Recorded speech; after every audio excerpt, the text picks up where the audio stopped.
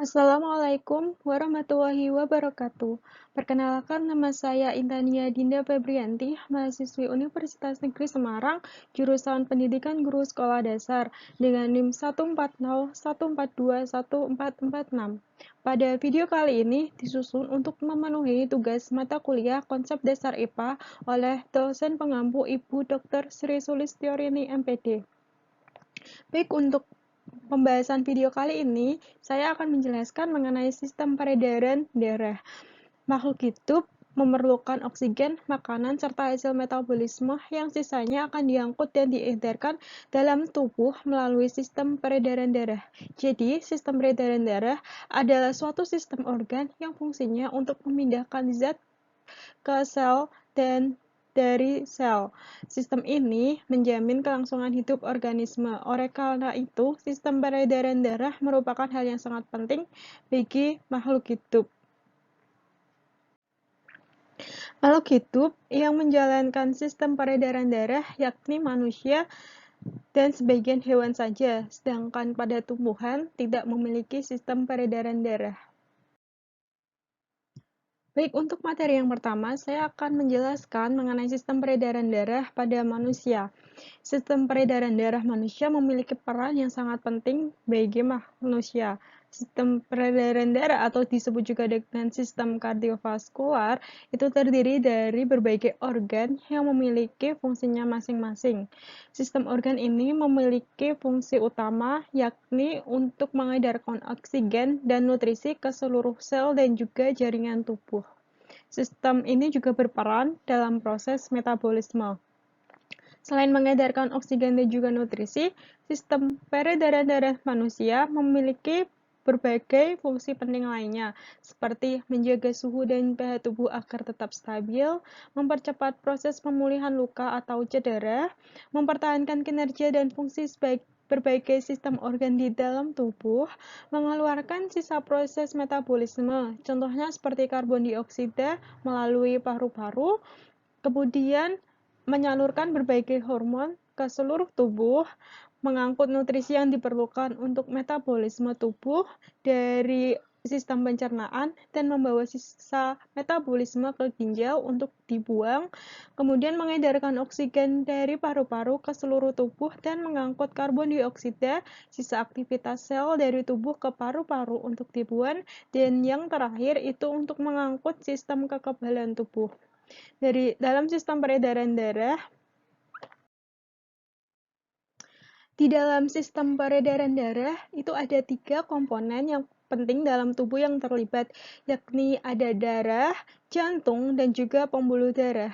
Ketiganya saling berkaitan dan bekerja sama untuk mengedarkan darah ke setiap sel di seluruh tubuh. Baik, untuk penjelasan pertama yakni ada darah. Darah adalah komponen yang sangat vital. Darah merupakan suatu jaringan yang terspesialisasi mencakup cairan kekuningan atau plasma darah yang di dalamnya terkandung sel-sel darah. Peranan darah sangat banyak, mulai dari membawa oksigen, hormon, nutrisi, hingga antibodi ke seluruh tubuh. Selain itu, darah juga mengangkut zat beracun dan sisa metabolisme seperti karbon dioksida untuk dikeluarkan dari tubuh. Menurut National Institute of Health, darah terdiri dari cairan dan juga padatan. Cairan tersebut berupa plasma yang terbuat dari air, garam, dan juga protein. Sedangkan padatan dalam darah yaitu terkandung sel darah merah, sel darah putih, dan trombosit atau keping darah.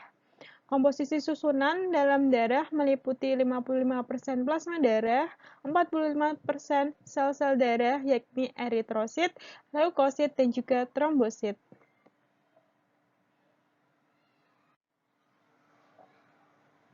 Darah manusia terdiri atas beberapa bagian yang meliputi yakni plasma darah, sel darah merah atau eritrosit, sel darah putih atau leukosit, dan juga keping darah atau trombosit. Plasma darah. Plasma darah merupakan cairan berwarna kekuningan yang mengandung berbagai zat penting seperti hormon dan juga protein. Protein tersebut tersusun atas albumin, globulin, dan fibrinogen. Albumin berperan dalam menjaga tekanan osmotik darah, globulin berfungsi sebagai antibodi, sedangkan fibrinogen berperan dalam pembekuan darah. Nah, secara garis besar, plasma darah memiliki fungsi dalam tubuh yakni mengangkut limbah, menjaga keseimbangan cairan dalam tubuh, membantu proses pembekuan darah, menjaga suhu tubuh, membantu melawan infeksi, dan juga menjaga keseimbangan asam dan juga basa. Untuk sel darah merah atau eritrosit berfungsi sebagai pembawa oksigen dan juga karbon dioksida dari paru-paru menuju jaringan maupun organ tubuh lainnya. Eritrosit memiliki kandungan hemoglobin yang berperan dalam memberi warna merah pada darah. Eritrosit berbentuk bikonkav, melengkung ke dalam berupa piringan dan pada bagian tengah cekung ke dalam. Karakteristik yang dimiliki eritrosit adalah yang pertama, bentuk bikonkav atau tidak berinti. Yang kedua, terbentuk pasa susum tulang. Yang ketiga, umur sel 120 hari. Yang keempat, jumlahnya 4 hingga 5 juta per milimeter kubik. Dan yang kelima, berfungsi untuk mengangkut oksigen dan juga karbon dioksida. Untuk leukosit atau sel darah putih berperan dalam melawan infeksi dan salah satu bagian dari sistem kekebalan tubuh. Sel darah ini berfungsi dalam mendeteksi dan juga melawan benda asing berbahaya seperti zat beracun, bakteri, virus, jamur, parasit, dan juga kuman, agar tubuh tetap terlindungi dari penyakit. Leukosit dalam tubuh memiliki kemampuan fagositosis dan diapedesis. Untuk fagositosis adalah kemampuan untuk memakan benda asing bagi sel darah putih. Sedangkan diapedesis merupakan kemampuan untuk menembus keluar pori-pori, membran kapiler, dan menuju jaringan. Leukosit dapat dikelompokkan lagi berdasarkan ada tidaknya butiran pada sitoplasma, yakni ada granulosit dan juga agranulosit. Granulosit berkembang dari sumsum tulang merah dan memiliki butiran sitoplasma dengan fungsi yang berbeda, serta terdiri dari 3 macam sel. Ada basofil, neutrofil, dan juga eosinofil. Untuk agranulosit berkembang dari jaringan limfoid dan tidak memiliki butiran sitoplasma, serta terdiri atas limfosit dan juga monosit. Karakteristik yang dimiliki oleh leukosit yaitu yang pertama, berbentuk tidak tetap dan berinti. Kedua, terbentuk di sumsum tulang, limfa, dan kelenjar getah bening. Yang ketiga, umur sel 12 hari. Yang keempat, jumlahnya 6.000 hingga 9.000 per milimeter kubik. Dan yang terakhir, berfungsi untuk membunuh kuman dan membentuk antibodi. Dan yang terakhir ada keping darah atau trombosit. Keping darah atau trombosit dibutuhkan oleh tubuh untuk menunjang proses pembekuan darah saat terjadi luka atau cedera. Dalam keadaan normal, dapat membentuk benang-benang fibrin yang berperan menutup luka. Karakteristik yang dimiliki trombosit yaitu yang pertama berbentuk tidak teratur dan juga tidak berinti, yang kedua terbentuk di sumsum tulang belakang, yang ketiga umur sel 6 hingga 9 hari, yang keempat jumlahnya 200.000 hingga 400.000 untuk setiap milimeter kubik dan berperan pada pembekuan darah. Komponen yang kedua yang ada pada sistem peredaran darah yakni ada jantung. Jantung merupakan salah satu organ vital dalam tubuh manusia yang berfungsi untuk memompa darah ke seluruh tubuh yang dialirkan melalui pembuluh darah. Jantung terletak di bagian tengah rongga dada, tepatnya di bagian belakang sisi kiri tulang dada di antara kedua paru-paru, di atas diafragma dengan posisi condong ke kiri. Jantung terdiri atas 3 lapisan, yaitu ada perikardium atau pembungkus luar, miokardium atau otot jantung, dan endokardium atau pembatas ruang jantung. Pada lapisan perikardium mengandung cairan perikardia yang berfungsi untuk melindungi jantung agar tidak terluka karena bergesekan ketika berdetak. Ukuran jantung dewasa kira-kira sedikit lebih besar dari satu kepalan tangan. Di dalam jantung terdapat 4 ruang yang terbagi menjadi 2 bilik ventrikel dan 2 serambi atau atrium. Serambi dan bilik kiri jantung berisi dari darah bersih yang kaya akan oksigen, sedangkan bilik dan serambi kanan berisi darah kotor yang kaya akan karbon dioksida. 4 ruangan tersebut juga dilengkapi dengan katup yang berfungsi dalam menjaga aliran darah, sehingga dapat disalurkan dengan arah yang tepat. Bagian yang pertama ada serambi kanan atau atrium, itu berfungsi untuk menerima darah dari seluruh tubuh yang mengandung karbon dioksida atau darah kotor. Untuk yang kedua, serambi kiri atau atrium berfungsi menerima darah dari paru-paru yang banyak mengandung oksigen atau darah bersih. Kemudian yang ketiga ada bilik kanan atau ventrikel, berfungsi menerima darah dari serambi kanan kemudian dipompa ke paru-paru. Dan yang terakhir itu ada bilik kiri atau ventrikel, berfungsi menerima darah dari serambi kiri kemudian dipompa ke seluruh tubuh. Jantung memiliki tekanan darah dan juga denyut jantung yang bekerja secara terus-menerus. Otot jantung memiliki kekuatan untuk berdenyut yang merangsang ruang-ruang pada jantung secara sistematik. Tekanan darah merupakan ukuran seberapa kuatnya jantung memompa darah ke seluruh tubuh. Terdapat 2 pengukuran penting dalam tekanan darah. Yang pertama ada tekanan sistolik dan juga ada tekanan diastolik. Tekanan sistolik adalah tekanan darah saat jantung berdetak dan memompa darah ke seluruh tubuh. Tekanan diastolik adalah tekanan darah saat jantung beristirahat di antara detakan sebelum kembali memompa lagi.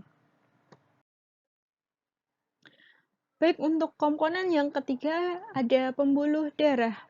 Pembuluh darah yaitu saluran yang berfungsi untuk mengedarkan darah ke seluruh tubuh makhluk hidup. Pembuluh darah dapat dibagi menjadi 2, yaitu ada arteri dan juga vena. Pembahasan mengenai pembuluh darah nadi atau arteri. Itu bertugas membawa darah yang mengandung oksigen dari jantung menuju seluruh jaringan dan organ tubuh kecuali arteri pulmonalis. Sistem kerja arteri yaitu darah bersih akan dipompa keluar dari jantung sehingga melalui pembuluh darah utama atau aorta dari bilik kiri jantung. Aorta kemudian bercabang menjadi pembuluh arteri yang lebih kecil atau arteriol yang kemudian menyebar ke seluruh tubuh makhluk hidup. Untuk yang kedua ada pembuluh darah balik atau vena, merupakan pembuluh darah yang bertugas untuk membawa darah yang mengandung karbon dioksida dari seluruh jaringan dan organ tubuh untuk kembali ke jantung. Vena dapat dibagi menjadi 2, yaitu ada vena besar atau vena cava dan juga vena pulmonalis atau vena paru. Untuk yang ketiga ada pembuluh kapiler, yaitu pembuluh yang menghubungkan ujung nadi terkecil dengan ujung pembuluh balik. Di dalam pembuluh darah terdapat peredaran darah berdasarkan cara kerjanya, yaitu ada peredaran darah kecil dan juga peredaran darah besar. Peredaran darah kecil merupakan peredaran darah yang mengalirkan darah dari jantung ke paru-paru dan kembali lagi ke jantung. Sedangkan peredaran darah besar merupakan peredaran darah yang mengalirkan darah yang kaya akan oksigen dari bilik kiri jantung, kemudian diedarkan ke semua jaringan tubuh.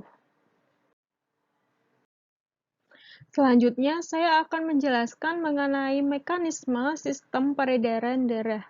Sistem peredaran darah terbagi menjadi 3 jenis, yaitu ada sirkulasi sistemik, sirkulasi pulmonal, dan juga sirkulasi koroner. Sirkulasi sistemik merupakan sirkulasi darah yang mencakup seluruh tubuh. Sirkulasi ini berlangsung ketika darah bersih yang mengandung oksigen mengisi serambi kiri jantung melalui vena pulmonalis setelah melepaskan karbon dioksida di paru-paru. Darah yang sudah berada di serambi kiri kemudian diteruskan ke bilik kiri jantung untuk disalurkan ke seluruh tubuh melalui pembuluh darah utama atau aorta. Darah yang dipompa melalui aorta akan terus mengalir hingga ke bagian paling ujung di seluruh area tubuh. Setelah menyalurkan berbagai zat ke sel-sel tubuh, darah akan kembali menuju serambi kanan jantung untuk mengalami proses pembersihan darah. Untuk sirkulasi yang kedua yakni ada sirkulasi pulmonal. Jadi, sirkulasi pulmonal atau sirkulasi paru merupakan sirkulasi darah dari jantung menuju paru-paru dan sebaliknya. Sirkulasi ini berlangsung saat darah yang mengandung karbon dioksida dari sisa metabolisme tubuh kembali jantung melalui pembuluh vena besar atau vena cava. Yang ketiga ada sirkulasi koroner. Darah yang membawa nutrisi dan oksigen ke otot-otot jantung akan dialirkan melalui pembuluh arteri koroner. Ketika pembuluh darah jantung tersumbat atau nama lainnya aterosklerosis, aliran darah di jantung akan mengalami gangguan. Hal ini bisa membuat otot-otot jantung kekurangan oksigen dan juga nutrisi, sehingga fungsinya akan terganggu. Kondisi ini bila dibiarkan lama-kelamaan dapat menyebabkan terjadinya serangan jantung. Selanjutnya, pastinya ada gangguan pada sistem peredaran darah manusia. Berikut beberapa macam gangguan dalam sistem peredaran darah, yaitu yang pertama ada anemia. Anemia yaitu keadaan kekurangan eritrosit atau hemoglobin yang menyebabkan suplai oksigen ke jaringan menurun sehingga mengganggu fungsi kerja dari sel. Yang kedua ada talasemia, yaitu penyakit sel darah merah yang membuat sel darah merah rapuh dan rentan rusak. Talasemia merupakan penyakit keturunan yang dapat menyerang baik wanita maupun pria. Yang ketiga adalah leukemia. Leukemia atau kanker darah adalah penyakit yang disebabkan oleh kelebihan produksi sel darah putih. Leukemia terjadi ketika sumsum tulang atau jaringan limfa tidak berfungsi secara normal, sehingga mengandalkan produksi sel darah putih dan mengurangi produksi sel darah merah dan juga trombosit. Pada jumlah sel darah putih bisa mencapai 500.000 sel per milimeter kubik. Yang keempat ada agranulositosis, adalah kebalikan dari leukemia dan mengurangi resistensi penyakit. Penyakit ini dapat menyebabkan pasien meninggal karena penyakit menular yang tidak mereka lawan. Yang kelima ada hemofilia, adalah penyakit di mana pembekuan darah menjadi sulit selama pendarahan. Hemofilia merupakan penyakit keturunan yang menyerang hampir semua keturunan laki-laki. Yang keenam ada hipertrofi, adalah penyakit penebalan otot jantung. Gangguan ini terjadi ketika katup jantung tidak berfungsi dengan baik dan mencegah jantung melakukan pekerjaan ekstra untuk menjaga aliran darah. Pada titik tertentu, jantung tidak mampu memasuk oksigen yang cukup ke jaringan. Selanjutnya ada jantung koroner, adalah penyakit jantung yang disebabkan oleh penyumbatan arteri koroner. Pembuluh darah yang mensuplai jantung, penumpukan lemak di lapisan dalam dinding pembuluh darah, terutama yang berupa kolesterol, dapat menyumbat pembuluh darah tersebut. Kemudian ada emboli koroner, adalah suatu kondisi di mana arteri koroner tiba-tiba terisi oleh trombosis. Gumpalan darah muncul dari 4.444 bagian tubuh lainnya yang dibawa oleh aliran darah ke arteri koroner. Selanjutnya ada varises, adalah perpanjangan dari vena. Varises sering terjadi di tubuh bagian bawah. Wasir adalah varises yang muncul di daerah dubur. Kemudian ada hipertensi, atau yang dikenal dengan tekanan darah tinggi, yakni suatu kondisi yang ditandai dengan tekanan sistolik melebihi 150 atau tekanan diastolik melebihi 100. Tekanan darah tinggi dapat menyebabkan pecahnya 4.444 arteri dan kapiler, dan bila terjadi di otak dikenal sebagai pendarahan otak. Kemudian ada hipotensi, adalah suatu kondisi yang ditandai dengan sistolik atau diastolik yang lebih rendah dari normal. Kemudian ada bekuan darah atau trombosis, adalah kelainan jantung yang disebabkan oleh bekuan darah dari arteri koroner. Gumpalan darah ini menyebabkan penyumbatan arteri dan menghilangkan otot jantung dari makanan dan juga oksigen. Kemudian ada angina. Angina merupakan penyakit peredaran darah yang ditandai dengan berat dan berulang ketidaknyamanan dada dan juga nyeri, disebabkan karena kurangnya pasokan darah atau suplai oksigen pada otot jantung. Pada dasarnya, itu diwujudkan sebagai komplikasi yang disebabkan oleh penyempitan pembuluh darah. Kemudian ada aterosklerosis, adalah penyakit pada sistem peredaran darah yang disebabkan oleh penimbunan lemak pada dinding pembuluh darah, terutama pada arteri. Dengan kata lain, arteri terutama dipengaruhi oleh aterosklerosis. Kemudian ada kardiomiopati. Itu disebabkan karena melemahnya otot jantung atau miokardium. Selanjutnya ada cacat jantung. Ya, penyebab pasti cacat jantung atau penyakit jantung bawaan tidak diketahui dalam beberapa kasus masalah genetik yang menyebabkan cacat ini. Sementara yang lain berkembang tanpa alasan apapun. Kemudian ada kolesterol yang tinggi atau hiperkolesterolemia ditandai dengan meningkatnya kolesterol. Ada dua jenis utama dari kolesterol, yaitu low density lipoprotein atau LDL atau kolesterol jahat dan juga high density lipoprotein HDL atau kolesterol baik. Tingginya kadar kolesterol jahat LDL itu dapat meningkatkan risiko penyakit jantung dan juga stroke. Kemudian pastinya ada serangan jantung, infark miokard atau MI adalah istilah untuk serangan jantung. Serangan jantung sendiri dapat terjadi ketika suplai darah ke jantung terganggu atau terputus, dan biasanya itu disebabkan oleh bekuan darah. Beberapa mengalami serangan ringan, sementara yang lain dapat mengancam jiwa itu per detik. Kemudian yang terakhir ada stroke. Stroke merupakan penyakit pada peredaran darah yang sering menyerang. Penyakit ini terjadi ketika salah satu pembuluh yang mengarah ke otak tersumbat oleh gumpalan darah atau bisa terjadi pecah. Ini akan menggantikan aliran darah dan mencegah oksigen masuk ke otak. Sebelumnya kita sudah belajar mengenai sistem peredaran darah pada manusia.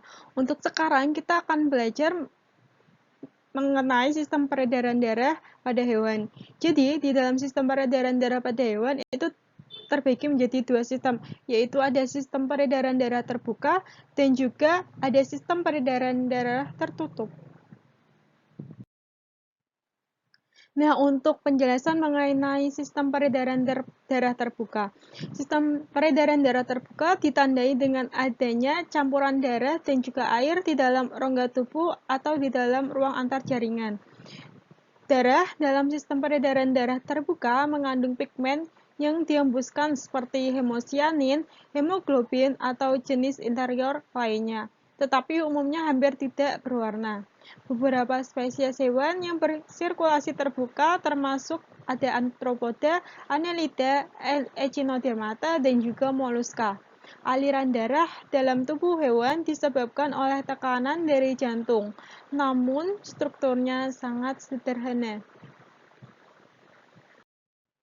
Nah, untuk penjelasan mengenai sistem peredaran darah tertutup. Jadi, sistem peredaran darah tertutup itu ada dua jenis sistem, yaitu yang pertama ada sistem sirkulasi sederhana, dan yang kedua ada sistem sirkulasi ganda. Sistem sirkulasi sederhana itu jika darah mengalir melalui jantung hanya sekali. Sistem peredaran darah tunggal itu terdapat pada hewan air, yakni ikan. Semua darah yang keluar dari bilik dipompa dalam satu arah dengan mengalir melalui kerucut arteri ke aorta ventral. Darah kemudian mengalir ke insang untuk mengeluarkan karbon dioksida dan mengikat oksigen.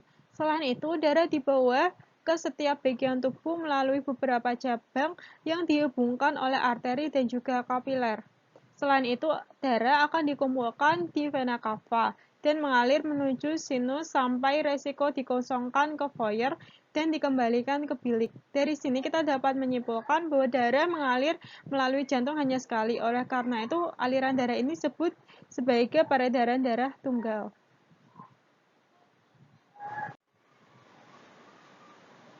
Sedangkan sistem sirkulasi ganda itu ditunjukkan di mana beberapa darah mengalir dari bilik menuju sirkulasi paru dan beberapa melalui sirkulasi sistemik.